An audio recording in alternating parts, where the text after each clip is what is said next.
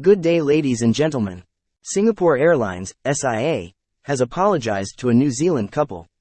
Mrs. Gill Press and her husband Warren had bought premium economy tickets for their 13-hour flight from Paris to Singapore in June. They had expected greater comfort, but were dismayed to find that the passenger beside them had brought his emotional support dog on board. "I heard this noise, a heavy snorting," Mrs. Press told New Zealand news outlet Stuff. "I thought it was my husband's phone, but we looked down and realized it was the dog breathing. I said, I'm not having this sitting next to us the whole trip." The couple requested a seat change, but the cabin crew informed them that the only seats available were at the back of economy class. Unwilling to downgrade, they decided to stay put. But midway through the flight, they claimed the dog's presence became unbearable. Aside from the snorting, it was also farting, they said.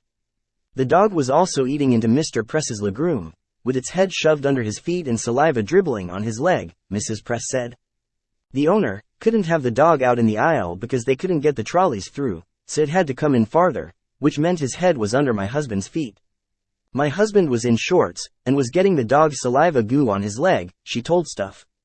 Upon another request to change seats, the flight attendants moved the couple to seats at the front of the economy cabin, which had been reserved for staff. Before landing, the flight attendants told them that an incident report had been filed and that SIA would be in contact with them. But after a week passed with no news, Mrs. Press emailed her complaints to the airline. 2 weeks later, the airline responded, offering them gift vouchers worth $200 for the Chris Shop website. Mrs. Press rejected the offer as she felt it was inadequate compensation for the cheaper seats they ended up taking. After another 3 weeks, the airline offered to give them travel vouchers worth $320 instead. But Mrs. Press said nothing short of a full refund would do. It is not known how much their tickets cost. We didn't receive the experience we paid for, she told Stuff. Emotional support animals are pets certified as necessary for the mental health of their owners by a mental health professional. They are distinct from service or assistance animals, like seeing eye dogs, that are trained to assist those with disabilities in daily life.